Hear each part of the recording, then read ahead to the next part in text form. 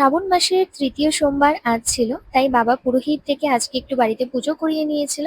আজকে কিছু ক্লোজ যারা আছে তাদেরকে আমরা ইনভাইটও করেছিলাম, আর স্নান করে এই জামাটা পরে নিয়েছিলাম যেটা আমার বিএফ এর ফ্যামিলি থেকে আমাকে গিফট করেছিল। ওরা বোলপুর শান্তিনিকেতন যখন যায় আমার জন্য এনেছিল। তো বাবার মাথায় জল ঢেলে তারপর প্রসাদ খেয়ে আমি বেরিয়ে পড়ি আমার বিএফ এর সাথে। বেরোতে না বেরোতে এত বৃষ্টি যে কি বলবো, প্রায় 40-45 মিনিট মতো আমরা ওখানেই আমাদের বাইক রেখে দাঁড়িয়েছিলাম। তারপর আমার বিএফ বলল আর দাঁড়ানো যাচ্ছে না, এবার যেখানে যাওয়ার র্যাপিডো করেই যেতে হবে।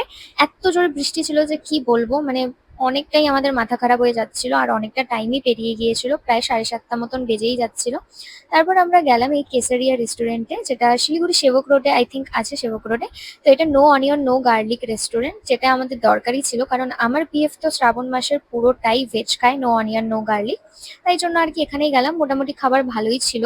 আর আজও আমরা অনেকই খাবার নিয়ে ফেলেছিলাম, তাই লাস্টে ওই পাস্তাটা আমাদের প্যাক করাতে হয়। দেন বাড়ির দিকে আমরা রওনা দিই। তো আজকে ভিডিওটা এইটুকুই, আজ তবে আসি, দেখা হচ্ছে নতুন কোনো ইন্টারেস্টিং ব্লগে। বাই।